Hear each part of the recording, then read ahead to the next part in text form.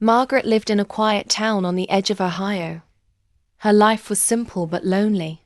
She had once dreamed of a family, of children running through the small wooden house she called home, but fate had written something else for her.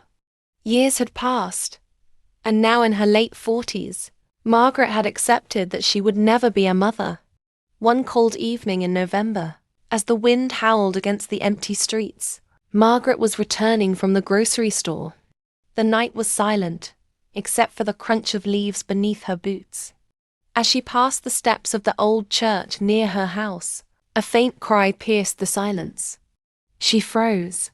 The sound was unmistakable. It was the cry of a baby. Margaret rushed to the steps and gasped. There, wrapped in a thin blanket, lay a baby boy no older than a few weeks. His tiny fists waved helplessly in the cold night air. His face red from crying. Margaret's heart skipped a beat. She looked around, but the street was deserted. Whoever had left the child was long gone. For a moment, she stood trembling, torn between fear and instinct. But as the baby's cries grew louder, she bent down and lifted him into her arms. The warmth of his small body against her chest awakened something deep inside her. A feeling she thought she would never know. "Hush, little one," she whispered, rocking him gently. "You're safe now. I've got you." That night, Margaret took the baby home. She called the authorities, but no one came forward to claim him. Weeks turned into months, and the boy became the center of her world. She named him Daniel after her late father. Life wasn't easy. Margaret worked 2 jobs cleaning, offices during the day and waiting tables at night to provide for Daniel. But every time she came home and saw him smile, every sacrifice felt worth it. Her neighbors often asked, "Why take on such a burden at your age?" Margaret would smile softly and reply, "He's not a burden. He's my blessing." As years passed, Daniel grew into a bright, kind-hearted young man. He never once doubted Margaret's love, and though he knew she wasn't his birth mother, in his heart she was the only mother he had ever known. Daniel's childhood was filled with modesty, yet it was rich with love. Margaret's little house had creaky floors and faded curtains, but to him, it felt like a castle. The warmth of her presence made every corner glow. Margaret taught Daniel the simplest yet strongest values: kindness, honesty, and gratitude. Every evening, after finishing her long shift at the diner, she would sit with him at the kitchen table, helping him with homework. She wasn't highly educated, but her patience and care made up for anything she didn't know. Daniel would often ask, "Mum, why do you work so much? Don't you get tired?" Margaret would smile, brushing back her graying hair. "I get tired, sweetheart. But when I see you smile, I feel strong again. You're the reason I keep going." The boy's heart would swell with pride. Even as a child, he sensed the sacrifices Margaret was making. When other children came to school with brand new shoes or shiny lunchboxes, Daniel carried simple things, but he carried them with dignity because he knew they came from love. As the years passed, Margaret noticed something remarkable. Daniel was growing into a compassionate soul. He would help their elderly neighbor, Mrs. Turner, carry groceries up her porch steps. He would shovel snow from the sidewalks, not just for their house, but for the whole street. One winter afternoon, when Margaret caught him giving his own coat to a homeless man sitting by the bus stop, she felt tears in her eyes. "You're a good boy, Daniel," she said softly. He looked at her, smiling. "I just learned from the best." Life was not without its hardships. Bills piled up, and Margaret's health began to show signs of strain. Sometimes she coughed late at night, her body aching from endless shifts. Daniel would wake up and sit by her side, holding her hand. "Don't worry, Mom," he would whisper. "One day I'll take care of you. Just like you take care of me." Margaret's eyes would glisten, but she never let him see her cry. Deep down, she wondered how long she could keep pushing herself. Yet every time she looked at Daniel, She knew it was all worth it. By the time Daniel entered high school, he had become a responsible young man. He studied hard, worked part-time jobs, and often insisted that Margaret rest while he cooked dinner or fixed things around the house. One evening, as they sat together watching the sunset through the small window, Margaret placed her hand on his shoulder. "Daniel, promise me something." "Anything, Mum. No matter where life takes you, no matter how far you go, never forget who you are, and never forget that love makes a family, not blood." Daniel looked into her tired but shining eyes and nodded. "I promise." And in that moment, he knew his life's purpose was clear: to give back the love that had saved him. High school was not easy for Daniel. He was smart, but the weight of responsibility often made him older than his years. While his classmates worried about prom dates and video games, Daniel worried about paying for textbooks and making sure Margaret had enough medicine for her cough. Margaret, proud as always, never complained. "We'll manage," she would say whenever bills piled up. But Daniel knew better. He could see the fatigue in her face, the way her hands trembled after long hours at the diner. Determined to help, Daniel found a part-time job at a local grocery store. He stocked shelves, carried bags for customers, and worked late nights, all while keeping up with his studies. Many times, he would come home after midnight, his back aching, only to sit down and finish his homework. Margaret worried. "Daniel, you're just a boy. You shouldn't have to work this hard." But he would smile. "I'm not just a boy, Mom. I'm your son. And I promised I'd take care of you." Despite the struggles, Daniel excelled in school. His teachers admired his determination and often said he had a bright future ahead. One teacher, Mr. Harris, pulled him aside after class one day. "Daniel, you've got something special. Don't waste it. College could change your life." The thought of college seemed like a dream too far. How could he afford it? But Margaret encouraged him. "Don't think about the money, Daniel. Think about your future. We'll find a way." Daniel began applying for scholarships. Nights were spent filling out forms, writing essays, and studying harder than ever before. Margaret watched him with quiet pride, her heart swelling with hope. But life has a way of testing love. One evening, Margaret collapsed in the kitchen. Daniel rushed to her side, panicking. She brushed it off, claiming she was just tired, but the truth was undeniable: her body was giving out. At the hospital, the doctor spoke gently but firmly. "Margaret, you need to slow down. Your heart can't take this pace anymore. You must rest." Margaret nodded, but Daniel saw the fear in her eyes. That night, sitting by a hospital bed, he held her hand. "Mom, you don't have to worry anymore. I'll work harder. I'll take care of us both." She smiled weakly. "You already do, Daniel. More than I ever dreamed." When she was discharged, Daniel insisted she cut back her hours. He took on more shifts at the store, balancing everything with a fierce determination. He no longer cared about prom, sports, or teenage distractions. His only goal was clear: to protect the woman who had given him everything. And though the burden was heavy, Daniel carried it with quiet strength, because he knew without Margaret, he would not even exist in this world. Daniel's dedication paid off. By the time he graduated high school, he had earned not just good grades but also the respect of his teachers and community. One spring morning, a letter arrived in the mailbox. The envelope was from Ohio State University. His hands trembled as he tore it open. Margaret watched anxiously from the kitchen table. Daniel read silently, then suddenly looked up with wide eyes. "I got in, Mom," he whispered. "They accepted me, and they gave me a full scholarship." For a moment, silence filled the room. Then Margaret's eyes welled with tears. She covered her mouth, overwhelmed with joy. "Oh, Daniel, I knew you could do it." They hugged tightly, and for the first time in years, Margaret allowed herself to dream of a better future. Not for her, but for him. College life was a new world for Daniel. The campus buzzed with energy, full of young people chasing their ambitions. At first, he felt out of place, like a stranger among kids who had grown up with far more privilege. But Margaret's words echoed in his mind. Don't forget who you are.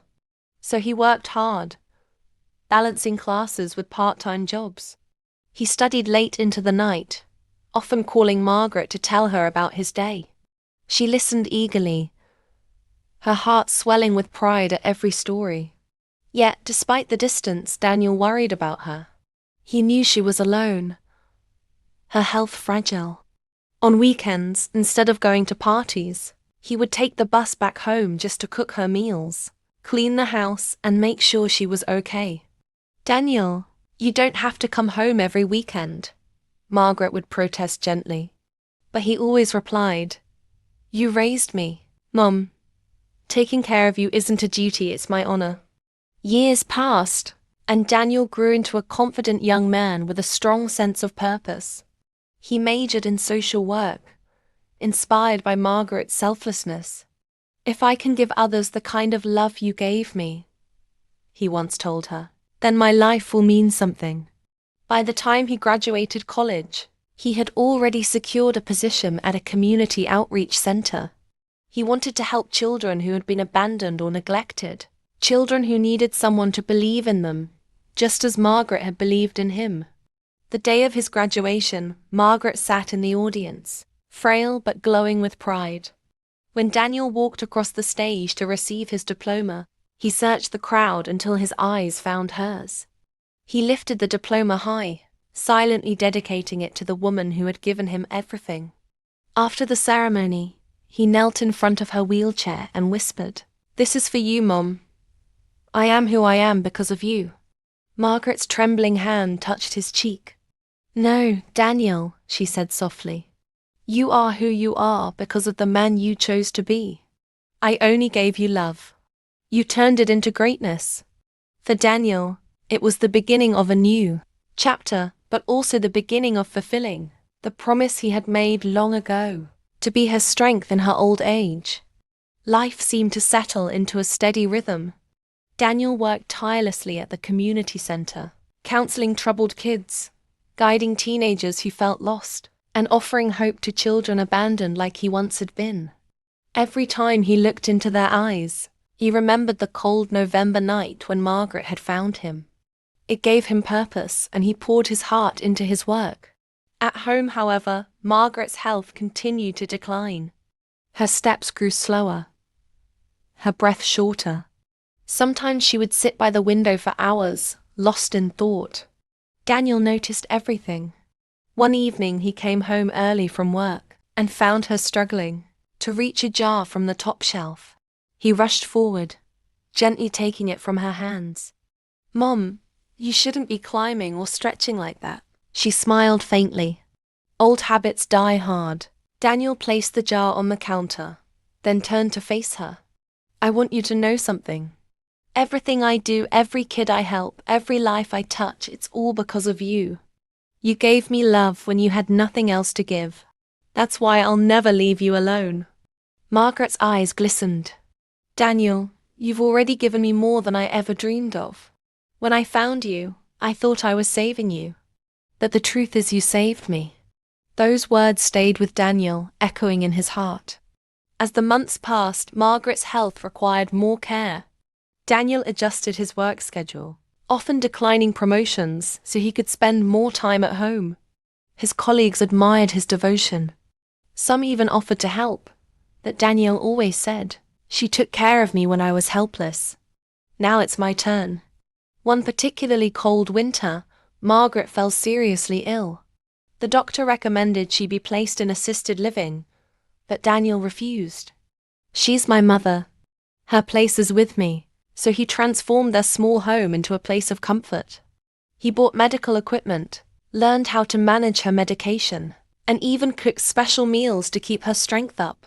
Nights were often sleepless, Margaret coughing, Daniel sitting by her side with a damp cloth and soft words of comfort. There were moments of exhaustion, times when the weight of responsibility threatened to crush him. But every time he looked at Margaret's face, lined with age yet glowing with love, he felt renewed. One night, as she drifted into sleep, she whispered, "You've been my greatest blessing, Daniel. I never thought an abandoned baby on church steps would grow to be my angel." Daniel held her fragile hand tightly. "And I never thought a woman who had nothing would give me everything. Rest now, Mom, I'm here." The years of sacrifice, the long nights, the endless devotion, it all felt worth it in that quiet moment. For Daniel, nothing was more important than keeping his promise, to be her shelter, her strength, her family. Time moved slowly in those final years, yet every moment between Daniel and Margaret felt precious. He no longer saw her frailty as a burden, he saw it as a chance to repay the love she had poured into him when he was just a helpless child. Every morning, before leaving for work, he would sit by her bed, hold her hand and say, "I'll be back soon, Mum. Don't worry." And every evening, he returned with fresh flowers, her favorite soup, or sometimes just stories to make her laugh. The small house that once echoed with her footsteps now echoed with Daniel's voice, gentle, steady, always filled with devotion. One evening, as the golden light of sunset streamed through the curtains, Margaret asked him to sit beside her. Her voice was soft, but her eyes were clear. "Daniel," she began, "do you ever wonder about your real parents? About the people who left you on those church steps?" Daniel shook his head firmly. "No, Mom. They gave me life, but you gave me love. And love is what made me who I am. To me, you'll always be the only mother I've ever known." Tears slid down her wrinkled cheeks. "I worried, you know. All those years ago, when I picked you up, I thought maybe I wasn't strong enough to raise you. But now, looking at the man you've become, I know it was the best decision of my life." Daniel leaned forward, kissing her forehead. "And the best moment of mine." Not long after, Margaret's health took a sharp turn. She grew weaker with each passing day. Daniel took time off work, refusing to leave her side. Nights blurred into days as he watched over her, whispering prayers and holding her hand through every labored breath. On one quiet morning, as dawn broke, Margaret stirred and looked at him with a faint smile. "Promise me one last thing," she whispered. "Anything, Mom. Keep giving. Keep loving. Just like you always have. That way, my love will live on through you." Daniel nodded, unable to speak past the lump in his throat. Moments later, she closed her eyes, her hand still in his, and peacefully slipped away. The grief was heavy, but Daniel carried it with dignity. At her funeral, neighbors, friends, and even children from the community center gathered. They spoke of Margaret as a woman of rare kindness, someone who gave everything without asking for anything in return. Daniel stood before them, his voice steady though his heart ached. "She found me when I had nothing. She gave me everything. And because of her, I know what it means to love, to give, to be family. She wasn't just my mother, she was my miracle." As he looked at the sky that evening, Daniel felt no emptiness, only gratitude. Margaret was gone, but her love lived in him, guiding every choice, every act of kindness. The abandoned baby had grown into a man, and the woman who had taken him in had never been alone, because love had made them family.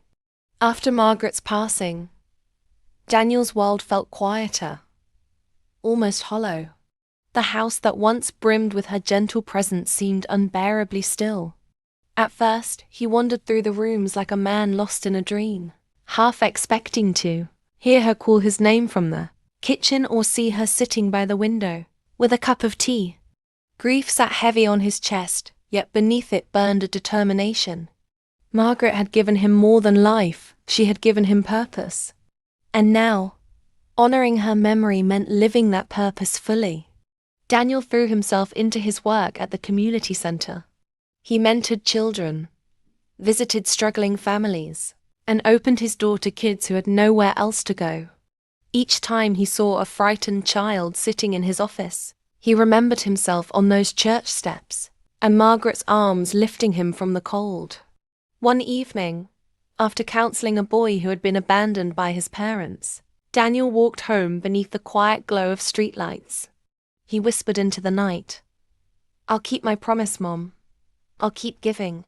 But even as he worked tirelessly for others, the ache of loneliness gnawed at him. He missed her laughter, her quiet wisdom, her unwavering faith in him. Sometimes, late at night, he would sit by her old chair and talk to her as if she was still there. "Am I doing it right?" he would ask softly. "Are you proud of me?" In the silence, he always felt as though she was smiling down, reminding him that love was never lost, it only changed form. Months passed and Daniel's life began to take shape again. The community center became more than a workplace, it was his mission. He started new programs for children without families, offering them tutoring meals, and most importantly, a safe place where they felt loved. One afternoon, while organizing an after-school session, he noticed a little girl sitting quietly in the corner. Her name was Emily. She was 7 years old, with tangled hair and eyes that carried a sadness too deep for her age.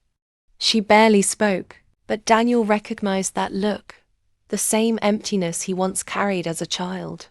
He knelt beside her and smiled gently. "Hey, Emily, do you want to draw something?" She shrugged, staring at the blank paper in front of her. Without pushing, Daniel sat with her, sketching silly doodles until, slowly, she began to draw too. By the end of the hour, she had drawn a picture of a house with 2 figures holding hands. "That's you and me," she whispered shyly. Daniel's heart ached, but also warmed. He realized that just as Margaret had once given him love, he could now do the same for children like Emily. Word spread about his programs, and soon the center was filled with kids seeking guidance. Daniel worked long hours, but he never complained. In their laughter and smiles, he felt Margaret's spirit living on. Yet, despite his dedication, he struggled with personal emptiness. Friends encouraged him to think about starting his own family, but Daniel wasn't sure. He wondered if he had enough love left to give. One evening, after locking up the center, he walked past the church where Margaret had once found him. He paused at the steps, staring at the spot that had changed his life forever. Memories rushed back, her trembling hands lifting him, her whispered promise to keep him safe. Kneeling there, he spoke aloud. "Mom, I'm still trying to be the man you believed I could be. But sometimes I wonder if I'm enough." The wind rustled the trees, and though the night was silent, Daniel felt a strange peace wash over him. As if Margaret was reminding him that love never runs out, it only grows. From that day, Daniel made a decision. He wouldn't just run programs. He would expand them. He would build a shelter, a place where abandoned children could find permanent homes. It was a daunting dream, but Daniel knew he had inherited Margaret's strength. She had once built a life for him with nothing but faith and love. Now, it was his turn to do the same for others. And so, a new path opened before him, not just as a man honoring his mother's memory, but as someone carrying her mission forward into the world. Daniel's dream of building a shelter began as just an idea scribbled in a worn notebook. Late at night, he would sit at Margaret's old desk, sketching plans and writing down everything he envisioned. Warm beds, classrooms, a library, a garden where children could play freely. At first, the task seemed impossible. He didn't have the money, the space, or the influence. But he remembered Margaret's words. "Love makes a family, not blood." If love could create a family out of nothing, maybe it could build a shelter too. He started small. With the help of a few volunteers from the community, Daniel renovated an unused wing of the community center. Old rooms were repainted, broken furniture was repaired, and donations of books and clothes began to pour in. Soon, the once empty halls echoed with children's laughter. Emily, the little girl he had first connected with, became the heart of the shelter. She was shy at first, clinging to Daniel's side, but as the weeks passed, she began to smile, to laugh, even to sing. One day, she handed him a crayon drawing of the shelter, with bold letters at the top. Home of Hope. Daniel looked at the picture, his throat tight with emotion. "That's it," he said softly. "That's what we'll call it." The Home of Hope quickly grew. Local newspapers wrote about it. Donors stepped in, and soon Daniel was able to hire staff teachers, counselors, and caretakers. The shelter became a beacon for children who had nowhere else to go. But success didn't come without challenges. There were nights when funding was low, or when troubled kids lashed out from pain and anger. Daniel often returned home exhausted, his spirit weighed down. Yet, whenever he thought of giving up, he remembered Margaret holding him on that freezing November night. If she could fight for him with nothing, he could fight for these children with everything he had. One evening, as he walked through the shelter's halls, he paused to watch the children eating dinner together. Their chatter, their laughter, their sense of belonging, it reminded him so much of what Margaret had given him.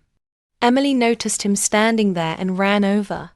"Mr. Daniel," she said, tugging at his sleeve, "do you think one day I'll have a real family?" Daniel knelt down, his eyes soft. "You already do, Emily. Family isn't just about where you're born, it's about who loves you.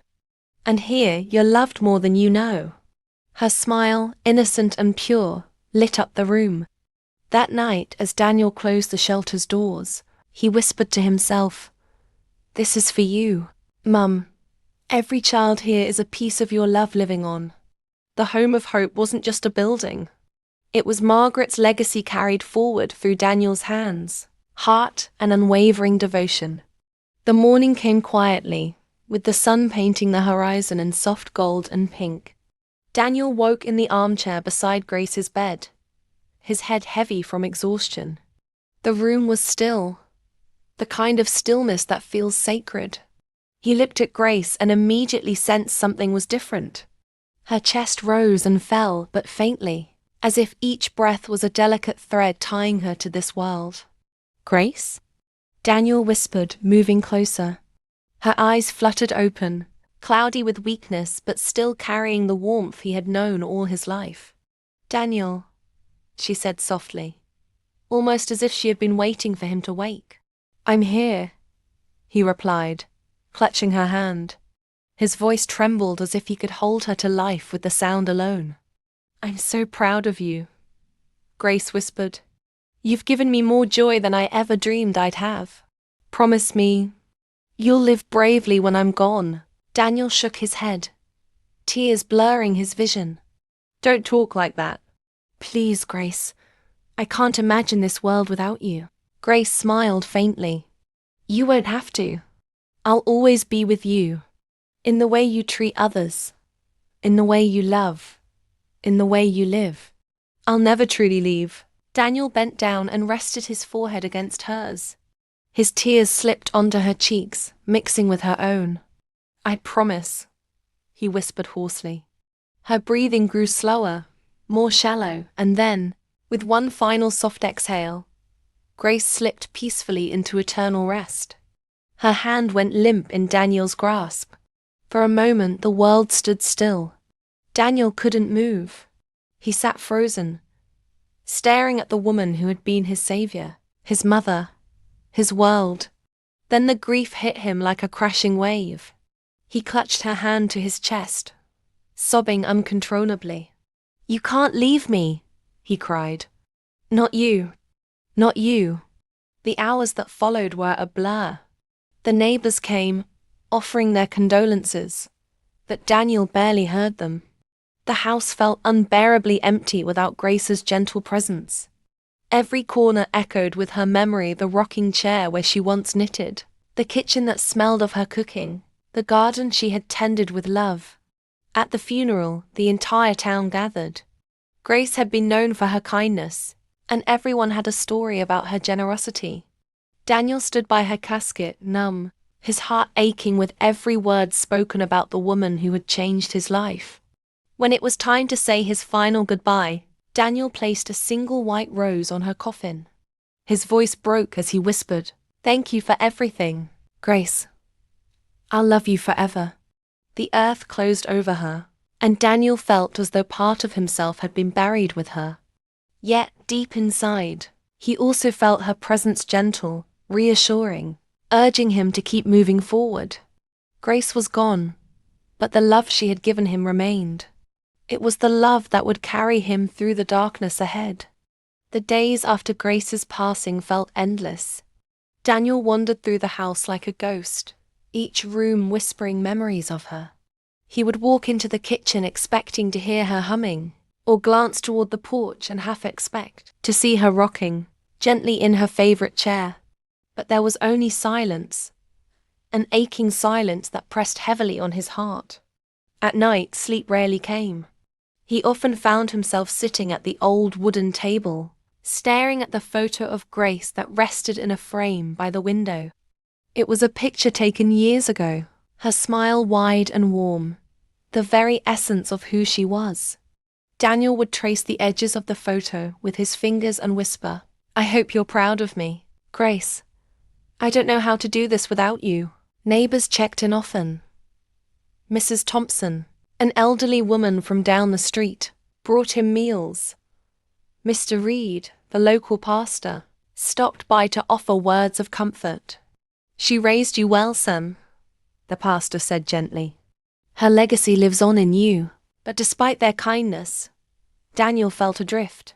The one person who had always been his anchor was gone. One evening, unable to bear the loneliness, Daniel walked out to the small garden Grace had loved so dearly.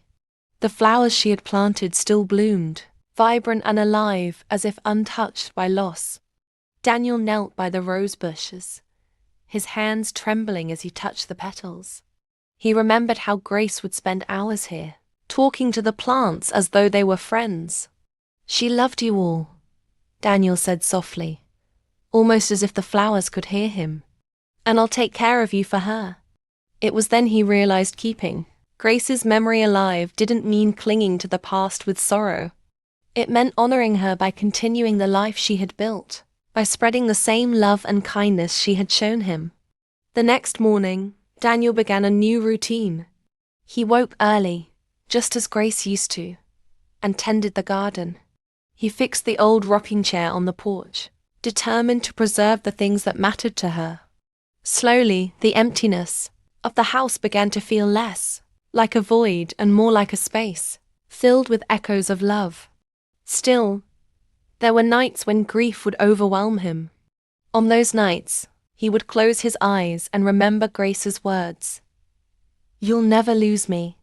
I'll always be here in your heart." It was in those moments he found the strength to carry on. Grace had given him more than a home. She had given him the courage to face the world, even without her. And though his journey without her had just begun, Daniel knew deep down that he would not let her down. He would live bravely, just as she had asked. Weeks turned into months, and though Daniel still felt the ache of Grace's absence, he began to sense her presence in the choices he made. Every decision, every act of kindness, felt like a way of keeping her spirit alive. He started volunteering at the community center where Grace had once helped organize food drives. At first, it was painful walking into the same building where she used to smile and greet everyone. But as he worked, he began to realize how deeply her kindness had touched others. People often approached him, saying, "You remind me of Grace. She would be so proud of you." Those words gave him strength. One day, while serving meals at the center, Daniel noticed a little boy sitting alone in the corner. His clothes were worn, his eyes wide with the same lost expression Daniel remembered from his own childhood. Something stirred inside him, a recognition, a connection that pulled at his heart. Daniel walked over and knelt beside the boy. "Hey there, what's your name?" "Ethan," the boy mumbled. barely looking up. "Nice to meet you, Ethan. You hungry?" Daniel asked gently. The boy nodded. Daniel brought him a plate of food and sat with him as he ate. Ethan didn't say much, but the way he clung to the plate, the way he glanced nervously around the room, reminded Daniel too much of himself on the day Grace had found him. Later, Daniel asked one of the staff about Ethan and learned that he was living in foster care, moving from home to home. The thought hit Daniel hard. He knew that pain, that uncertainty, that fear of never belonging anywhere. That night, Daniel lay awake, thinking about Grace. He remembered her arms around him, the way she had said, "You're safe now, Daniel. You're home." A thought began to take root in his heart. Could he do the same for someone else? Could he give Ethan the love and stability that Grace had once given him? Over the next few weeks, Daniel spent more time with Ethan at the center. Slowly, the boy began to open up. He smiled a little more, laughed quietly when Daniel told him stories, and even started to trust him enough to share bits about his life. One evening, as they walked out together, Ethan looked up and asked, "Are you going to come back tomorrow?" Daniel's throat tightened, but he smiled. "Yes, Ethan, I'll be here." In that moment, Daniel knew what he had to do. He couldn't erase Ethan's pain, but he could give him what Grace had once given him: a home, a family, an unconditional love. Grace's wish had been for him to live bravely. And what could be braver than opening his heart the way she once had? Daniel didn't know where the journey would lead, but for the first time since losing Grace, he felt hope. And somewhere deep inside, he knew she was smiling. The decision to foster Ethan wasn't one Daniel made lightly. He spent many nights sitting by the window, staring at the stars, whispering prayers and questions into the quiet night. "Grace, am I ready for this? Can I be for him what you were for me?" But each time doubt crept in, he remembered the look in Ethan's eyes, loneliness wrapped in a fragile hope. It was the same look he himself had carried years ago, until Grace had changed his life. And Daniel knew the answer. Yes, he had to try. The process took time. There were meetings with social workers, background checks, and endless forms to fill out. Daniel often felt overwhelmed, but whenever he considered giving up, he thought of Grace. She hadn't hesitated when she found him. She had simply opened her heart. That thought kept him steady. Ethan, meanwhile, grew more attached to Daniel with every passing day.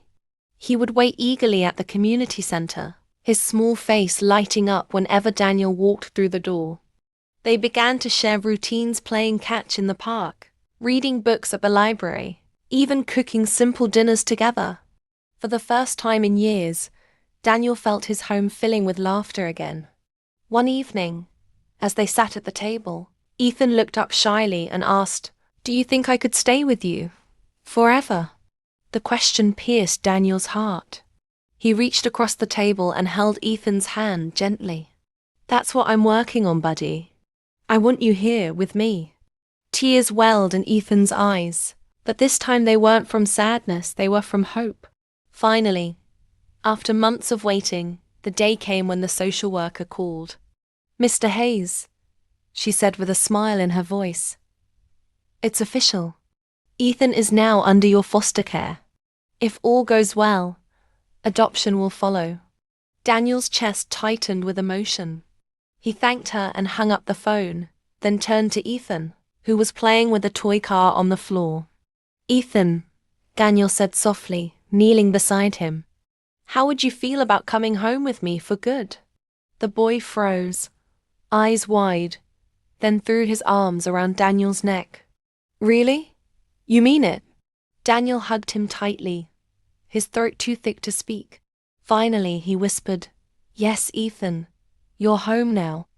That night, as Daniel tucked Ethan into bed, the same bed he had once slept in as a child under Grace's care, he couldn't stop the tears from falling. He kissed the boy's forehead and whispered, "You're safe now, just like she once told me." In that quiet room, filled with echoes of the past and promises of the future. Daniel felt Grace's presence more strongly than ever. She had given him love when he needed it most. And now, he was carrying that love forward. Her legacy was alive. Life with Ethan brought new rhythms into Daniel's world. The house, once quiet and heavy with silence after Grace's passing, now echoed with the sounds of laughter, footsteps racing down the hallway, and the constant chatter of a boy rediscovering joy. At first, the adjustment wasn't easy. Ethan carried scars from his past moments of mistrust, nightmares that woke him in the middle of the night, and a fear that Daniel might one day leave him too. Each time Ethan woke up crying, Daniel would rush to his side, sit on the edge of the bed, and whisper, "I'm right here. I'm not going anywhere." Slowly those words began to sink in. Daniel found himself learning things he'd never expected. How to help with homework, how to cook meals that appealed to a 10-year-old's taste, and how to balance discipline with compassion. There were small challenges, like the day Ethan accidentally broke one of Grace's old vases. The boy stood frozen, tears brimming, expecting anger. Instead, Daniel knelt down, helped him clean the pieces, and said gently, "It's just a vase, Ethan. What matters is that you're safe." Moments like that began to build trust. In the evenings, they would sit on the porch, Daniel in the rocking chair, and Ethan curled up on the step beside him. Sometimes they talked about simple things, school, sports, or the stars above them. Other times, Ethan would ask about Grace. What was she like? Ethan asked one night, his voice curious. Daniel smiled softly. She was kind, strong. She found me when I was lost and gave me a home. Everything I am today is because of her. Ethan was quiet for a moment, then said, "Kind of like what you're doing for me." The words caught Daniel off guard. His throat tightened, but he nodded. "Yeah, kind of like that." As weeks turned into months, the bond between them deepened. They developed rituals: Saturday morning pancakes, Sunday walks to the park, and reading a book together before bed. Daniel found himself not only guiding Ethan but also healing through him. The boy's laughter became a balm for his grief, and his trust a reminder that love could grow again even after great loss. One afternoon, while working in the garden Grace had once cherished, Ethan planted a small wooden sign at the edge of the flower bed. In uneven letters it read, "Grace's Garden." Daniel felt tears sting his eyes. "Why did you make this?" he asked gently. Ethan shrugged. "Because she's part of our family too. Even if I never met her, I think she'd want me to be here." Daniel pulled Ethan into a hug, overcome with emotion. "You're right, Ethan. She would have loved you." In that moment, Daniel realized something profound. Grace's love had not ended with her passing. It had multiplied, flowing through him and now into Ethan. The legacy she began was alive, shaping a new family, a new story. As the months passed, Ethan began to flourish in ways Daniel had only hoped for. The shy, withdrawn boy who once avoided eye contact was now raising his hand in class, making friends at school, and running onto the soccer field with confidence. Teachers began sending notes home about his progress, praising his curiosity and kindness. Daniel attended every school event, cheering loudly from the sidelines, clapping at school plays, and sitting proudly in the front row at parent-teacher conferences.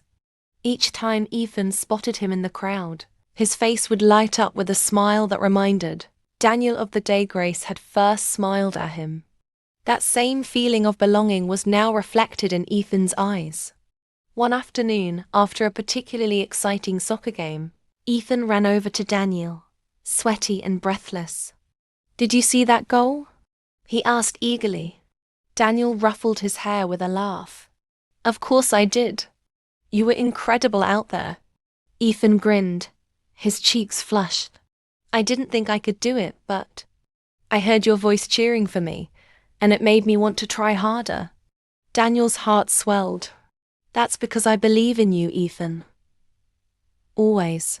At home, Their bond grew stronger through simple routines.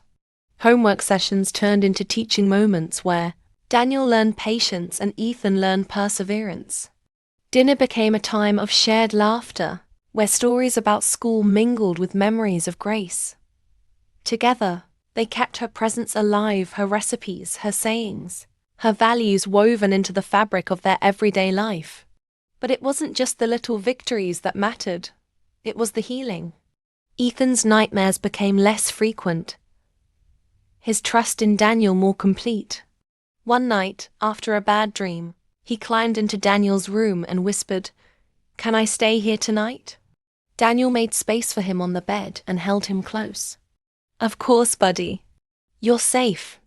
Ethan fell asleep within minutes, his small hand clutching Daniel's shirt as if anchoring himself to the promise of safety. In those quiet moments, Daniel often thought of Grace. He wondered if she was watching, if she could see the boy who now filled the house with laughter. He hoped she knew her love had created a ripple effect, touching Ethan's life through him. The community noticed too. Neighbors who had once pitied Daniel for his solitude now smiled when they saw him walking hand in hand with Ethan, their bond undeniable. At church, people often whispered, "He's carrying Grace's legacy forward." One Sunday, as they left the service, Ethan looked up and said, "Daniel, when I grow up, I want to help kids the way you helped me." Daniel stopped in his tracks, overcome with emotion. He knelt down, meeting Ethan's eyes. "That's the best dream you could ever have. And I'll be here to help you make it real." In that moment, Daniel realized that Grace's love hadn't just saved him, it was shaping generations to come. The thought of adoption had lingered in Daniel's mind ever since Ethan came to live with him. Though foster care had given them a start, Daniel wanted permanence for Ethan and for himself. He wanted Ethan to know without a shadow of a doubt that he wasn't going anywhere, that their bond was not temporary but forever. One evening, after dinner, Daniel sat across from Ethan at the table. The boy was busy drawing with colored pencils, his tongue sticking out in concentration. Daniel watched him for a moment, feeling the weight of the words he was about to speak. "Ethan," he began gently, "how would you feel if I adopted you? That would mean you'd officially be my son." Ethan froze, his pencil dropping to the table. He looked up, eyes wide. "Really? Like, forever?" Daniel nodded, his throat tightening. "Forever. No more moving around, no more wondering where you belong. You'd be my son in every way." For a moment, Ethan just stared at him, his lip trembling. Then he launched himself into Daniel's arms, hugging him tightly. "Yes, yes, please. I want that more than anything." Daniel held him close, tears welling in his eyes. "Then it's settled. We'll make it official." The process wasn't simple. It involved court hearings, paperwork, and meetings with social workers. But this time, Daniel didn't feel overwhelmed. Each step felt like a stride toward a promise he was determined to keep. He often thought of Grace during those long appointments, imagining her smile, her quiet encouragement. "You're doing the right thing." On the day of the adoption hearing, Daniel dressed Ethan in a small suit, a blue tie that was slightly crooked. Ethan fidgeted nervously as they sat in the courtroom. "Do you think the judge will really say yes?" Ethan whispered. Daniel smiled and squeezed his hand. "I think the judge will see what I see, that we're already a family." When their case was called, Daniel stood before the judge, his voice steady, but filled with emotion as he explained why he wanted to adopt Ethan. "This boy is my son in every way that matters. Grace once gave me a home when I had none, and now it's my honor to do the same for him." The judge looked at Ethan. "And how do you feel about this, young man?" Ethan stood up straight, his voice small but clear. "I feel like I finally belong. I want Daniel to be my dad." Silence filled the courtroom for a moment before the judge smiled. "Then it's official. Ethan Hayes, you are now Daniel Hayes' son." Cheers and applause erupted from the small group of neighbors, and friends who had come to support them. Daniel knelt, tears streaming down his face, as Ethan threw his arms around his neck. "Dad," Ethan whispered for the first time. And in that single word, Daniel felt every sacrifice, every tear, every struggle transform into pure joy. Life after Daniel's recovery felt different, almost brighter. Ethan realized that he had been living in constant fear of losing the man who had raised him. Now, with Daniel's health slowly improving, Ethan felt an even deeper responsibility, not just to care for his father but to honor the love Daniel had poured into him since childhood. One quiet morning, Ethan sat at the kitchen table, sipping coffee, while Daniel read the newspaper across from him. "Dad," Ethan began, "I've been thinking. Maybe it's time I stop waiting for life to happen and start building something of my own." Daniel looked up, curious. "What do you mean, son?" "I mean a family. I want to share the kind of love you gave me.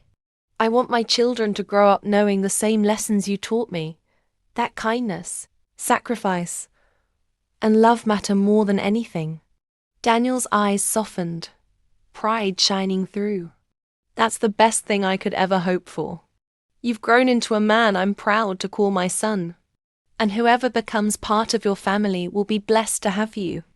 Not long after, Ethan met Claire, a warm-hearted woman who admired his compassion and resilience. Their bond grew naturally, and when Ethan introduced her to Daniel, she embraced him like a father she never had. Daniel felt his heart swell seeing Ethan smile in a way he hadn't in years. Watching Ethan find love and stability was like witnessing his own legacy continue. For Daniel, it wasn't just about raising a boy anymore, it was about seeing the circle of love expand into a new generation. As Ethan and Claire prepared for marriage, Daniel often found himself sitting in quiet reflection. He remembered the little boy on the park bench, scared and hungry, and how one decision, one simple choice to extend kindness had transformed both of their lives forever. The wedding day finally arrived, simple yet full of joy. Ethan, standing tall in his suit, glanced at Daniel, who sat in the front row with tears glistening in his eyes. At that moment, Ethan knew this was not just a marriage. It was the continuation of a story Daniel had started decades ago. Daniel whispered to himself, "Love found us, and now it lives on." As the years rolled on, Daniel and Ethan's bond grew even stronger. Their home became a warm place filled with laughter, memories, and a sense of peace.